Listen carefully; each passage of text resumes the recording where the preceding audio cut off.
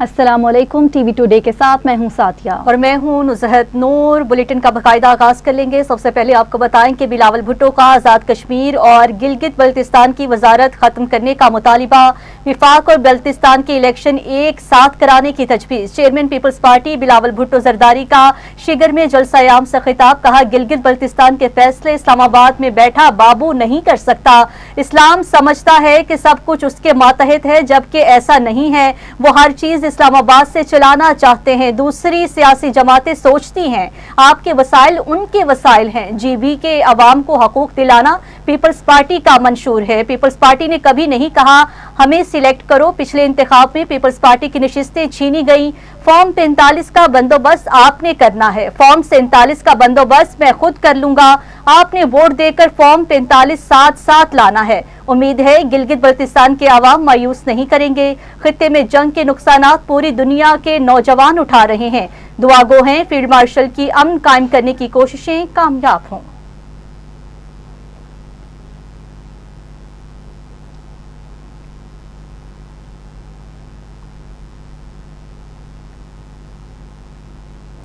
وزیر اعظم شہباز شریف سے یورپی یونین کی خارجہ امور سیکورٹی پالیسی کی اعلیٰ نمائندہ اور یورپی کمیشن کی نائب صدر کایا کلاس کی ملاقات۔ وزیر اعظم کا یورپی یونین اور پاکستان اسٹریٹجک ڈائیلاگ کے 8ویں دور پر اظہار اطمینان۔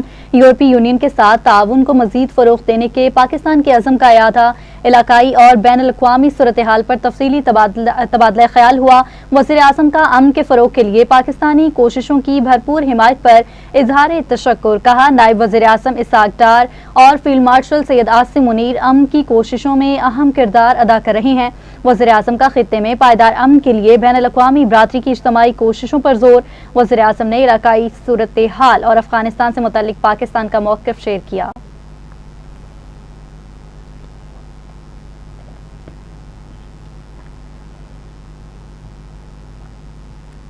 یورپی یونین کی افغانستان سے دہشت گردی کے خلاف پاکستانی موقف کی حمایت۔ یورپی یونین کی خارجہ امور اور سیکورٹی پالیسی کی سربراہ کایا کلاس کی نائب وزیر اعظم اسحاق ڈار کے ساتھ مشترکہ نیوز کانفرنس ہوئی ہے۔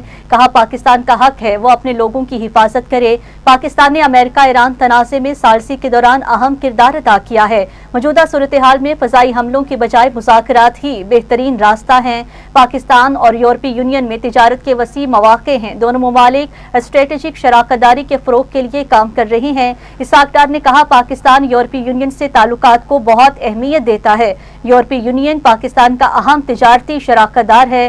دو طرفہ تجارت اور سرمایہ کاری کے فروغ پر توجہ مرکوز ہے۔ پاکستان اور یورپی یونین کے درمیان تجارت اور دیگر شعبوں میں تعاون کے وسیع مواقع ہیں۔ مسئلہ کشمیر عوام کی قراردادوں کے مطابق حل ہونا چاہیے۔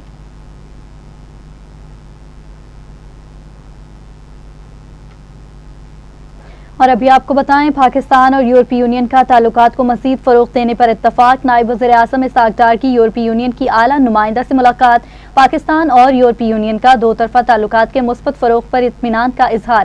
ملاقات میں علاقائی اور عالمی صورتحال پر بھی تبادلہ خیال ہوا۔ یورپی یونین کی اعلیٰ نمائندہ برائے خارجہ امور کایا کلاس کی دفتر خارجہ آمد پر نائب وزیر اعظم اسحاق ڈار نے استقبال کیا۔ کایا کلاس صدر مملکت آصف علی زرداری اور وزیر اعظم شہباز شریف سے ملاقات بھی کریں گی۔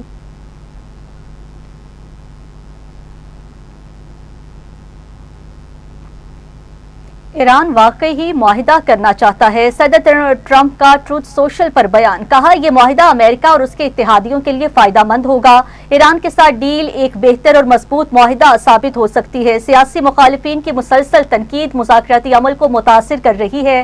ڈیموکریٹس اور ریپبلکن رہنما غیر ضروری طور پر دباؤ ڈال رہے ہیں۔ مجھے کبھی سست کبھی تیز اقدام کرنے کا مشورہ دیا جاتا ہے۔ اس طرح کی سیاست کام کو مشکل بنا رہی ہے۔ معاملہ آخرکار بہتر طریقے سے حل ہو جائے گا۔ ٹرمپ کی سی این این پر تنقید، کہا سی این این نے غلط خبر دی کہ معاہدے میں جوہری امور کا ذکر نہیں۔ معاہدے میں ایران کے جوہری پروگرام پر نہایت مضبوط اور تفصیلی شقیں شامل ہیں۔ ایران سے ممکنہ معاہدہ زیادہ تر جوہری پروگرام سے متعلق ہے۔ سی این این معمول کے مطابق فیک نیوز پھیلائی ہے۔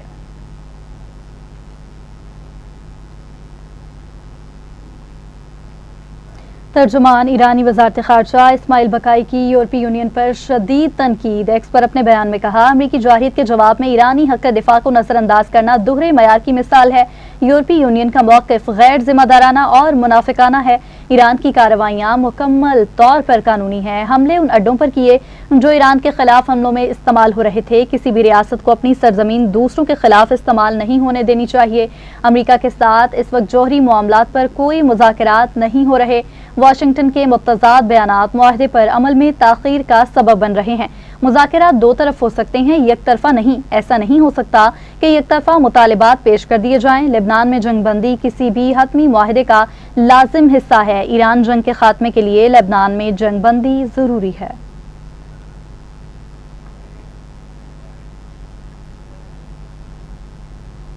ناظرین، کویت پر میزائل اور ڈرون حملے، ملک بھر میں فضائی حملوں کے سائرن بج گئے۔ کویتی فوج کے مطابق فضائی اور دفاعی نظام نے میزائل اور ڈرون حملوں کو ناکام بنا دیا۔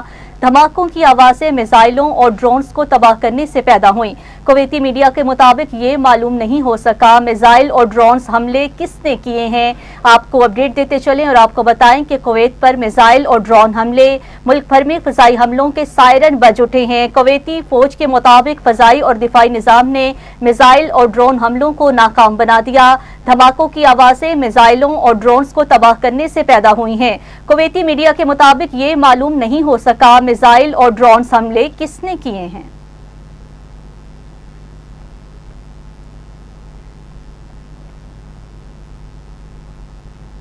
اور ناظرین، ایران امریکہ کشیدگی دونوں کے ایک دوسرے پر حملوں کے دعوے۔ امریکی سینٹرل کمانڈ کا کہنا ہے کہ ایران کے شہر گورک اور جزیرہ قشم میں فوجی اور اہداف تنصیبات کو نشانہ بنایا۔ ہمارا ایکشن دفاعی نوعیت کا تھا۔ حملے ایران کی اشتعال انگیز کارروائیوں کے جواب میں کیے گئے۔ بین الاقوامی پانیوں میں ایک ایرانی ڈرون بھی تباہ کیا۔ ایرانی ڈرونز آبی راستوں سے گزرنے والے جہازوں کے لیے واضح خطرہ ہیں۔ ایرانی فضائی دفاعی نظام اور گراؤنڈ کنٹرول اسٹیشن کو بھی نشانہ بنایا گیا۔ ایرانی پاسداران انقلاب کا امریکی اڈے کو نشانہ بنانے کا دعویٰ۔ کہا جزیرہ سیریک پر امریکی فضائی اڈے پر حملہ کیا۔ اڈا ایران کے خلاف امریکی کارروائیوں میں استعمال ہوا تھا۔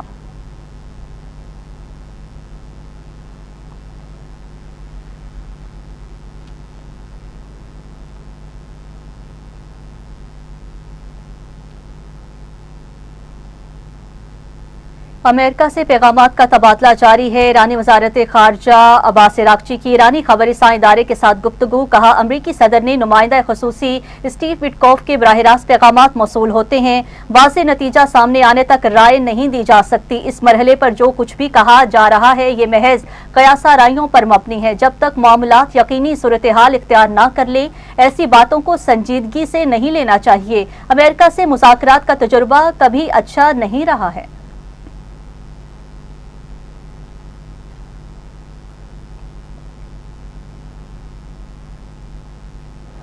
اور دوسری جانب وزیراعظم کے دورہ چین کے دوران لیے گئے فیصلوں کی پیش رفت پر جائزہ اجلاس۔ BTB کانفرنس سے متعلق پیش رفت کے ماہانہ جائزہ اجلاس کی خود صدارت کا فیصلہ۔ شہباز شریف نے کہا پاکستان اور چین کے نجی شعبے کے درمیان کاروباری روابط میں غیر معمولی اضافہ ہوا۔ دونوں ملکوں کی اقتصادی شراکت داری کے نئے دور کا آغاز ہے۔ چین کے ساتھ صنعتی، زرعی اور تکنیکی تعاون کے فروغ سے برآمدات میں اضافہ اور پاکستان میں روزگار کے نئے مواقع پیدا ہوں گے۔ مفاہمتی یادداشتوں کو جلد باقاعدہ معاہدوں اور مشترکہ منصوبوں میں تبدیل کیا جائے۔ چین کی academy of agriculture sciences Pakistan agriculture research council کے درمیان تعاون کو عملی جامہ پہنایا جائے۔ حکام نے بریفنگ دیتے ہوئے کہا کہ ہانگیو میں منعقد BTB کانفرنس میں 123 پاکستانی اور 436 چینی کمپنیز نے شرکت کی۔ $7.54 ارب مالیت کی 207 مفاہمتی یادداشتوں پر دستخط کیے گئے۔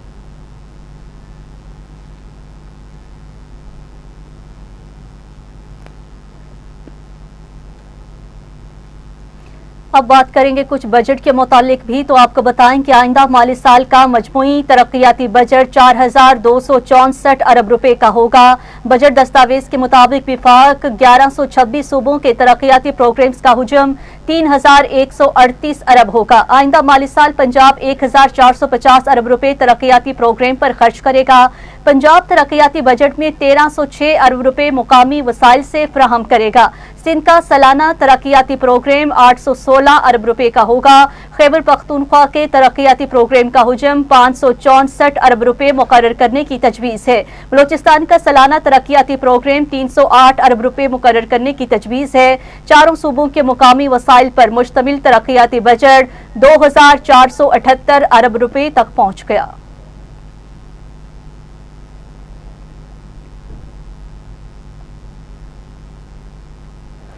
آئندہ مالی سال میں 1126 ارب PSTP کے لیے مختص کرنے کا تخمینہ، انرجی منصوبوں کے لیے 135 ارب، واٹر ریسورسز کے لیے 140 ارب مختص کرنے کا اندازہ لگایا گیا۔ ٹرانسپورٹ اینڈ کمیونیکیشن کے لیے 408 ارب روپے مختص کرنے کا حساب لگایا گیا۔ سوشل سیکٹر پر 187 ارب روپے خرچ کرنے کا تخمینہ لگایا گیا ہے۔ آئندہ مالی سال کے لیے GDP گروتھ 4% رکھنے کا تخمینہ، اہم فیصلوں کی پیداوار کا ہدف 3.6%، صنعتوں کی ترقی کا ہدف 4% مقرر۔ رواں مالی سال GDP گروتھ 3.7% ریکارڈ کی گئی۔ رواں مالی سال کے لیے GDP گروتھ کا ہدف حاصل نہ ہو سکا، لارج سکیل مینوفیکچرنگ کا ہدف 4.5% مقرر کیا گیا۔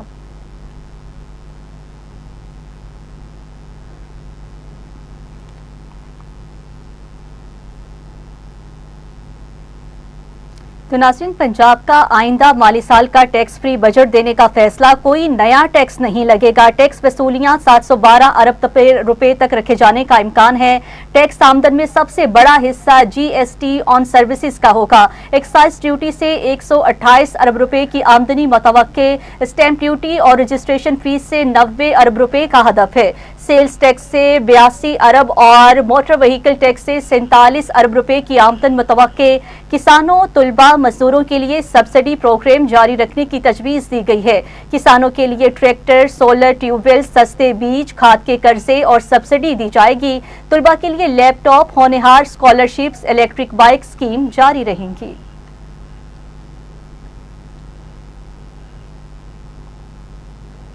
آئندہ وفاقی بجٹ میں ریئل اسٹیٹ سیکٹر کے لیے ریلیف کا امکان، فائلرز کے لیے پراپرٹی کی خرید و فروخت پر ٹرانزیکشن ٹیکس میں کمی متوقع۔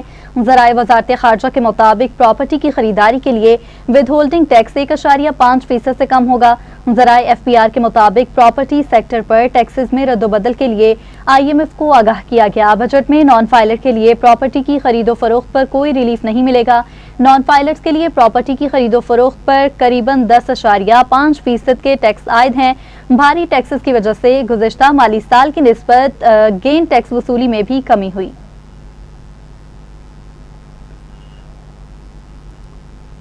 پنجاب کابینہ نے پنجاب الیکٹریسٹی ڈیوٹی رولز 2026 کی منظوری دے دی ہے۔ پنجاب میں پرائیویٹ جنریٹرز اور سولر پاور پر نئی الیکٹریسٹی ڈیوٹی کا فریم ورک تیار کر لیا گیا ہے۔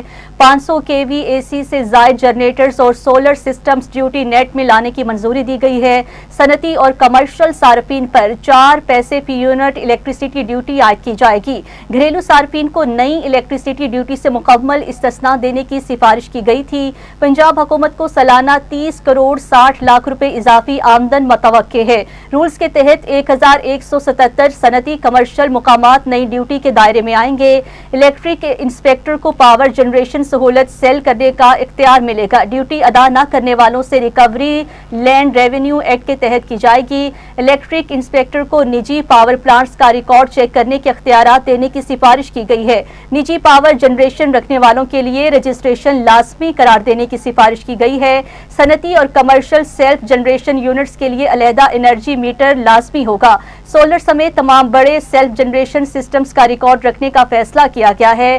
ماہانہ ریٹرنز اور لاگ بکس جمع کرانا لازمی ہوگا۔ ڈیوٹی جمع نہ کرانے پر 10 سے 15% لیٹ پیمنٹ پینلٹی ادا کرنا ہوگی۔ رولز کے مطابق غلط ریکارڈ پر جرمانہ اور بجلی پیداوار بند کرانے کی کارروائی ہو سکے گی۔ پنجاب حکومت نے 2012 کے الیکٹرکس ڈیوٹی رولز ختم کر کے 2026 رولز نافذ کرنے کی منظوری دے دی ہے۔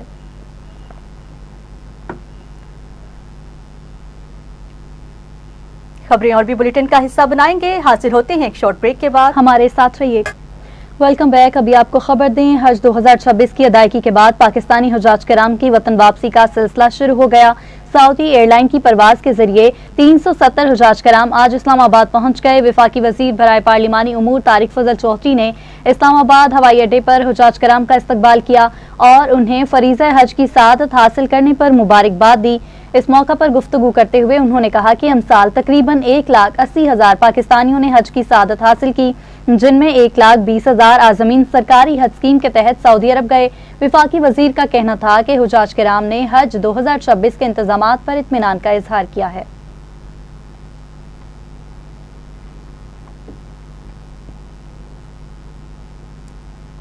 تو ناظرین، NDMA نے یکم تا 7 جون کے دوران ملک بھر سے متوقع موسمی صورتحال کے حوالے سے جائزہ رپورٹ جاری کر دی ہے۔ رپورٹ کے مطابق آئندہ ہفتے جنوبی اور مشرقی علاقوں میں کمزور مرطوب ہوائیں جبکہ شمالی علاقوں میں مغربی ہواؤں کا سلسلہ اثر انداز ہوگا۔ 1 اور 2 جون کو ملک کے بیشتر علاقوں میں موسم گرم اور خشک رہے گا، تاہم پنجاب، شمالی بلوچستان اور بعض شمالی علاقوں میں بارش کا امکان ہے۔ NDMA کے مطابق 3 اور 4 جون کو شمالی بلوچستان، جنوبی پنجاب اور شمالی علاقوں میں موسم ابر آلود رہ سکتا ہے جبکہ بلوچستان، سندھ اور جنوبی پنجاب میں گرمی کی شدت میں اضافہ بھی متوقع ہے۔ 5 سے 7 جون کے دوران بلائی خیبر پختونخوا، کشمیر، خطہ پوٹوہار اور مشرقی پنجاب میں گرج چمک کے ساتھ بارشوں کی پیشگوئی کی گئی ہے۔ ادارے نے شمالی علاقوں میں لینڈ سلائیڈنگ، ندی نالوں میں طغیانی اور گلیشیائی جھیلوں کے سیلاب، گلاف کے خطرناک سے بچنے کے لیے عوام اور سیاحوں کو احتیاطی تدابیر اختیار کرنے کی ہدایت کی ہیں۔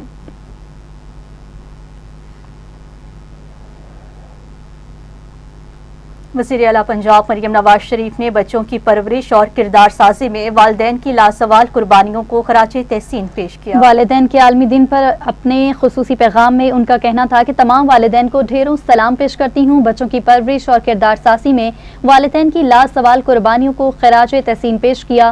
انہوں نے والدین کی قربانیوں، محبت اور بچوں کی زندگی میں ان کے کردار کو بھی سراہا۔ ان کا کہنا تھا کہ والدین کے احترام، حقوق اور ذمہ داریوں کے حوالے سے شعور اجاگر کرنے کے لیے یہ دن عالمی سطح پر منایا جاتا ہے۔ دنیا کی سب سے بڑی نعمت والدین ہیں، ان کی محبت، دعائیں اور رہنمائی بچوں کے لیے سب سے قیمتی اثاثہ ہوتی ہیں۔ مزید کہا کہ زندگی میں ہر کامیابی اپنے والدین کی بدولت حاصل کی۔ میرے والد اور قائد محمد نواز شریف نے ہمیشہ غریب اور نادار افراد کی خدمت کی تلقین کی۔ چیف منسٹر کا عہدہ سنبھالا تو میرے والد محمد نواز شریف نے سب سے زیادہ حوصلہ افزائی کی۔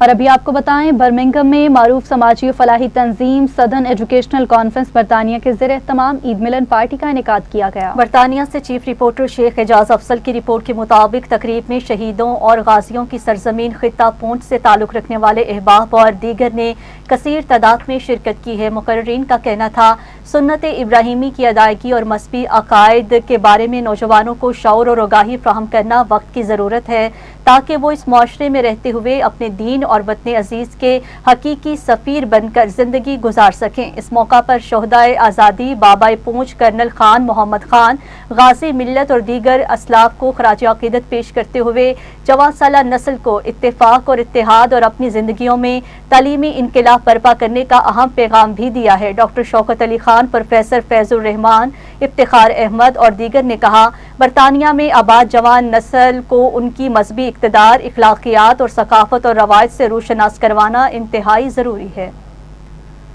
آج الحمدللہ ہم یہاں برمنگھم میں سدرن ایجوکیشنل کانفرنس کے پلیٹ فارم سے عید ملن پارٹی کا جو انعقاد کر رہے ہیں اور بالخصوص سنت ابراہیمی کی اس ادائیگی کے موقع پر جہاں سید ناظر ابراہیم علیہ السلام کی تعلیمات کو تمام مذاہب والے بالخوشی قبول کرتے ہیں، ہم اسی کی دعوت کو برقرار رکھتے ہوئے اپنے تمام بچوں، بڑوں اور جوانوں کو بھی دعوت دیتے ہیں۔ ہمارا جو آج کا یہ جو پروگرام ہے یہ عید ملن کے حوالے سے ہے۔ بنیادی طور پر اس کا مقصد یہ ہے کہ جو ہماری نئی نسل ہے ہم اس کو اپنا جو کلچر ہے، ہماری جو ثقافت ہے اس سے روشناس کروانا اور اس کو ایک نسل سے دوسری نسل تک منتقل کرنے کا یہ ایک سلسلہ ہے۔ Today we're getting together in Perry Bar in Birmingham. Our community from Punch, especially the greater Punch division of Rawalakot, Blandri, Bagh, under the platform of Southern Education Conference. And the idea behind is that we have unity among the Kashmiris, especially the youth, and we try to promote the youth to have education in this country and to act as good citizens. آج کا ہمارا یہ event southern educational conference کے زیر اہتمام عید ملن party کے نام سے ہو رہا ہے۔ اس کا مین مقصد ہمارا یہ ہے کہ ہماری جو نوجوان نسل یہاں پر رہتی ہے، ابھی سنت ابراہیمی کا عمل جو ہے وہ کیا گیا، ہم چاہتے ہیں کہ یہ ہم اپنے بچوں تک یہ بات پہنچا سکیں کہ ہم یہ قربانی کیوں کرتے ہیں، یہ بقرہ عید اور عید الاضحیٰ کیوں بناتے ہیں۔ نئی نسل تک اس چیز کو پہنچانے کے لیے اور ان کو اس چیز سے ایجوکیٹ کرنے کے لیے اس قسم کے ایونٹ ہم کرتے ہیں۔ الحمدللہ سدرن ایجوکیشنل کانفرنس ہر سال چھوٹی عید یا بڑی عید کے بعد جو ہے نا وہ ایک اس طرح کا پروگرام کا انعقاد کرتے ہیں۔ دوسری جانب اسپین میں صدارتی ایوارڈ یافتہ بزنس مین چودھری امانت حسین مہر کے اعزاز میں پاکستان پیپلز پارٹی کے نائب صدر چودھری عمران چھوکر کی جانب سے عشائیہ تقریب کا اہتمام کیا گیا۔ اسپین سے بابر علی چودھری کی رپورٹ کے مطابق قونصل جنرل آف پاکستان بارسلونا مراد علی وزیر تقریب کے مہمان خصوصی تھے، جبکہ کاروباری اور سیاسی شخصیات نے بھی شرکت کی۔ قونصل جنرل مراد علی وزیر نے چودھری امانت حسین مہر کو تمغہ امتیاز حاصل کرنے پر مبارکباد پیش کرتے ہوئے کہا کہ بیرون ملک مقیم پاکستانی اپنی محنت، دیانتداری اور پیشہ ورانہ صلاحیتوں کے ذریعے پاکستان کا نام روشن کر رہے ہیں۔ تقریب میں اسپین میں مقیم پاکستانی کمیونٹی کی کاروباری، سماجی اور سیاسی شخصیات نے بڑی تعداد میں شرکت کی اور چودھری امانت حسین مہر کو اس اہم قومی اعزاز کے حصول پر مبارکباد پیش کی۔ اس موقع پر خطاب کرتے ہوئے چودھری امانت حسین نے حکومت پاکستان کا شکریہ ادا کرتے ہوئے کہا کہ تمغہ امتیاز ان کے لیے ایک اعزاز کے ساتھ ساتھ مزید محنت اور پاکستان کا مثبت تشخص اجاگر کرنے کی ذمہ داری ہے۔ تقریب کے میزبان چودھری عمران نے مہمانوں کی آمد پر ان کا شکریہ ادا کرتے ہوئے کہا کہ چودھری امانت حسین مہر کی کامیابیاں پوری اوورسیز پاکستانی کمیونٹی کے لیے باعث افتخار ہیں۔ عشائیہ تقریب خوشگوار ماحول میں منعقد ہوئی، جہاں شرکاء نے باہمی دلچسپی کے امور پر تبادلہ خیال کیا اور چودھری امانت حسین مہر کی مزید کامیابیوں کے لیے نیک تمناؤں کا اظہار کیا۔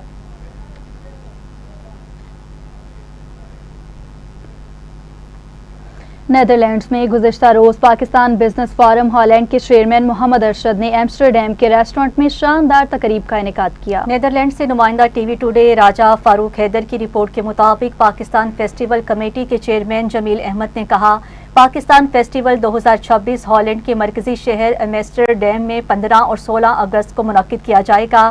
فیسٹیول کے تمام انتظامات مکمل کر لیے گئے ہیں۔ انہوں نے بتایا کہ پاکستان کے معروف گلوکار ملکو اوکاشا گل، سحر گل خاں اور دیگر نامور موسیقار اپنے فن کا مظاہرہ کریں گے۔ پاکستان بزنس فورم کے چیئرمین محمد ارشد نے کہا ہمارا مقصد اپنی پاکستانی کمیونٹی کو تفریح اور پاکستان کا کلچر روشناس کرانا ہوتا ہے۔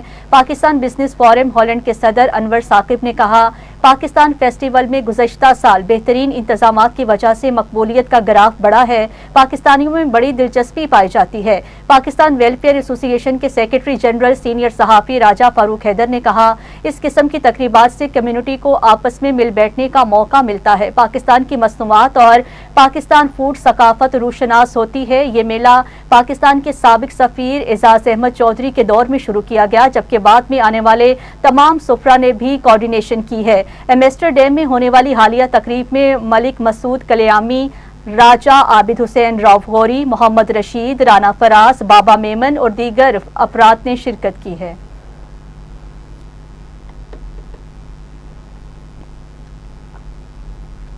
اسی کے ساتھ ہی نیوز اسٹوڈیو سے فی الوقت اتنا ہی۔ مزید نیوز اور اپڈیٹس کے لیے آپ دیکھتے رہیے ٹی وی ٹوڈے نیوز۔